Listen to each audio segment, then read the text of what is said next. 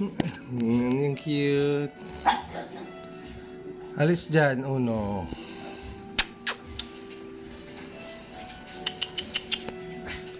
Pichi.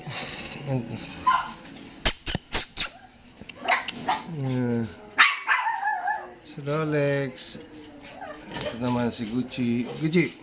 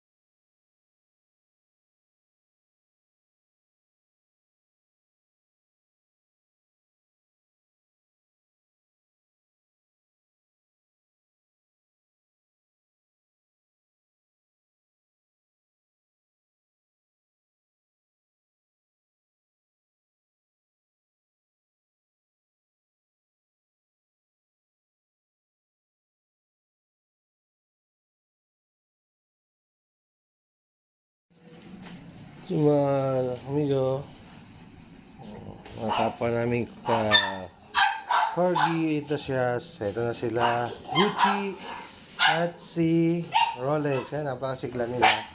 Ngayon, ito naman si Rado. Ayan, kumakain. At si Blue. Hello, Blue. So, kanina, kasi talaga ang pakain ko na sa kanila is gabi. Pero kanina umaga, pinakain sila nung kanilang mami. Kasi umalis ako kanina, maaga akong umalis. Kaya napakain sila kanina umaga. Kaya ko lang pinakain ito si Blue. Kaya ko pinakain ito si Blue dahil hindi siya kumain kanina umaga dahil nga busog siya. Siguro kagabi kasi gabi na ako nakauwi, mga 12 midnight na ako nakauwi. Kaya 12 midnight na ko na napakain itong sila Blue. At actually lahat naman sila. Kaya lang kanina yung aking wife is siyang naglinis dito. Napakain niya ng umaga. Kaya fasting sila ngayon maliban lang kay Blue, tsaka dito kay Rado, tsaka doon sa puppy natin kasi talagang hindi sila nagpapas, laging twice a day sila mapakain.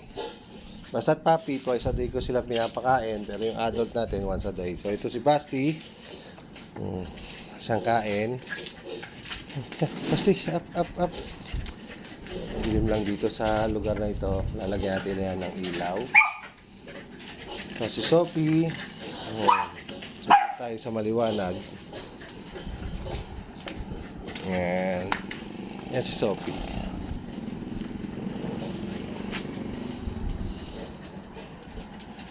Yan. Dahil itong mga aso na ito, bakit umiikot? Nung makuha ko kasi sila, adult na. Ito parang ano na sila dahil yung dating owner nila is parang ayaw na mag-alaga ng aso. Kaya pinasa na ito sa amin. Yung si Basti. Tsaka itong si Sophie, ganun din si Blue. Ayun si Blue. Kaya mapapansin nyo, dahil dun sa pinanggalingan nila, nakakulong lang sila. Ikot lang sila ng ikot sa kulungan. Pero dito, hindi tayo nagkukulong ng aso. So, bakit para saan lang itong ating kulungan? So, yan kasi, ginagamit ko lang yan. Halimbawa, may nag-hit, katulad nito, nag-hit. At ayaw kong ipa-start, kinukulong ko yung male or kaya yung female. Alin sa dalawa ko, kung sino ang ikukulong ko. Yan. So ngayon, ito naman, ang kinulong ko ngayon dyan is yung dalawa nating French Bulldog kasi hindi sila pwedeng pakawalan. Yan, katulad yan. Si Dali kasi, pag pinakawalan natin, ubos yung ano na yan.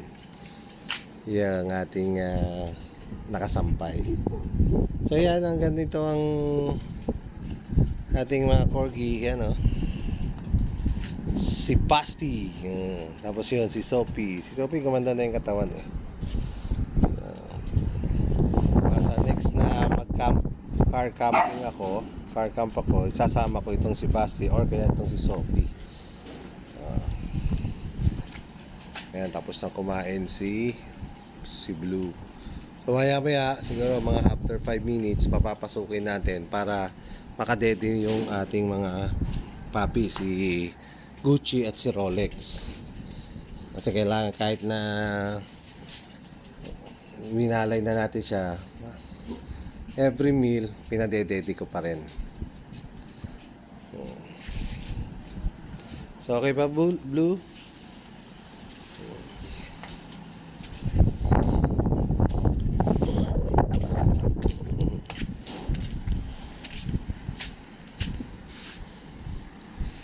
Sana pagka si Rado hindi pa natin makikita ang ganda ngayon yan, katulad ng mga past sa video natin, nasa awkward stage kasi siya. So, hindi natin makikita ng ganda ngayon si Rado. Antayin nyo po after 6 months to 8 months. Ang 8, pag yan dating ng 8 months, kung ano yung itsura niya ng 8 months, yun na yun.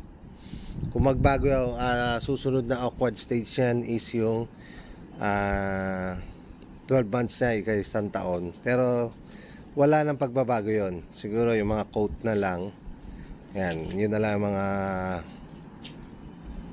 magbabago pa dyan. Pero yung kung ano yung naging itsura niya ng 8 months, yun na yun hanggang sa siya ay mag-adult.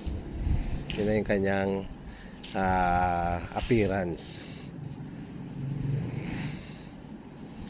Kaya napakasarap magkaroon din ng corgi. Kaya nga lang, talagang noon parang ayaw ko lang mag-alaga ng ano kasi itong mga corgi, consider ito na large breed na pandak lang. Ayan,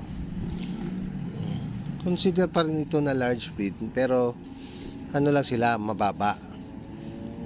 Pero large breed sila, hindi sila may consider na medium dog. Hindi. Maiksi lang yung mga paa nila. Ayan So yan naman, ito ating Pomeranian. So yun si Rado, ang karakteristik pa lang niya ngayon. Although malapit siya, pero hindi pa siya katulad nito nila Blue, na talagang Blue, come. Pag tinawag mo, well behaved talaga, lalapit talaga. So, di ba Blue?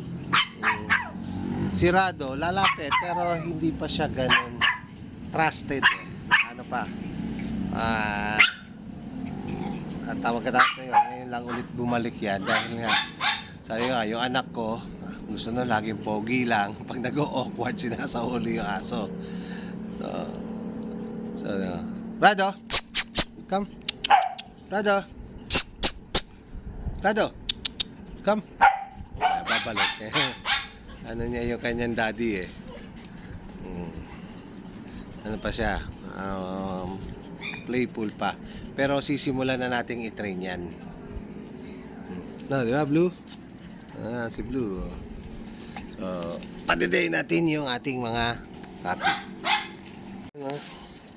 Ang popogi at ang ganda ganda ni ang pogi ni Rolex pag pumwesto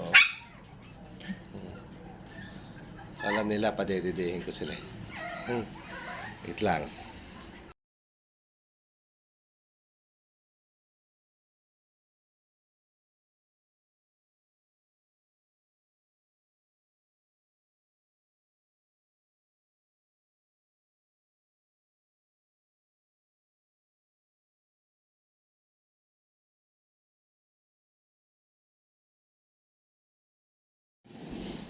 Actually yan, napansin nyo si Blue, pag nagpapadede, bakit takbos na siya ng takbo. Actually may mga ngipin na kasi yan. Medyo nakakaramdam na rin siya ng sakit. Kaya parang hinahabol na siya ng kanyang mga puppy. Blue, stop ka lang. Papagod to. Ayan, stop na lang, stop ha. Para makadede na maayos yung mga puppy mo. Kasi syempre ano na yan, may ngipin na yan. Actually ano na to winalay ko na yan sila, pero binibigyan ko pa rin sila ng so twice a day pa rin na pinadedede, umaga at gabi after ng meal nila. So, padededehin sila. Pero nakita nyo, takbo na ng takbo si Blue. At least nakakadede pa rin sila. Kasi hanggat hindi natin nababaksinan yan, kailangan pa rin nila yung antibodies ng kanilang mother para hindi rin sila magkaroon ng sakit. Abulan na. Ako nahihilo sa'yo, Blue eh. Halika nga. Tigil na. Tigil ha. Tigil. Patidehin mo. Saglit lang naman yan eh. Ito. Isang pares. Uno, come. Bakit parang ano yung iyong balahibo dito? Trim kita bukas. No. Trim tayo bukas. Ayan. Rado. Ayan si Rado. Tsaka isang tip lang po kapag ang ating aso ay nagshe-shed, kung kailangan lagyan na suklayin natin. Kung naaalala nyo dun sa video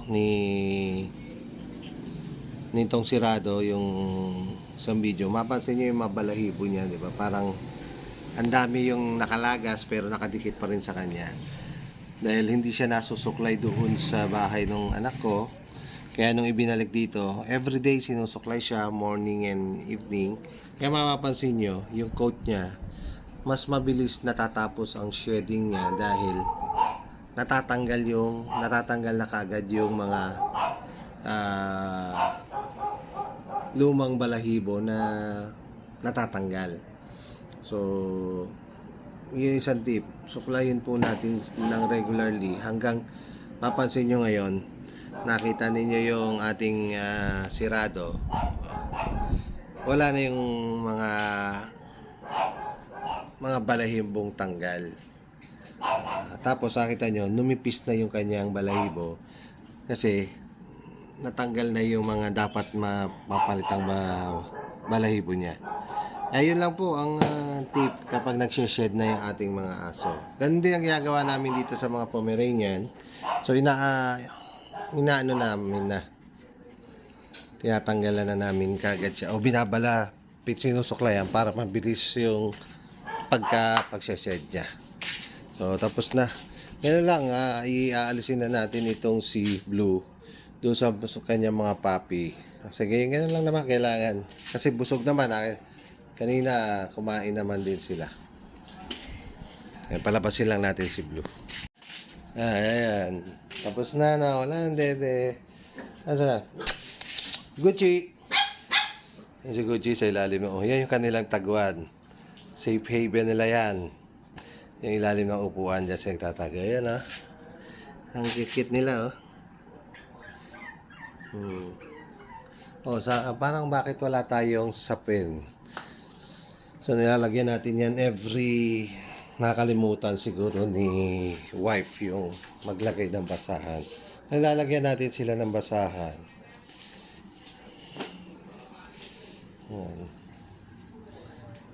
Kasi gusto rin nila yan na may basahan.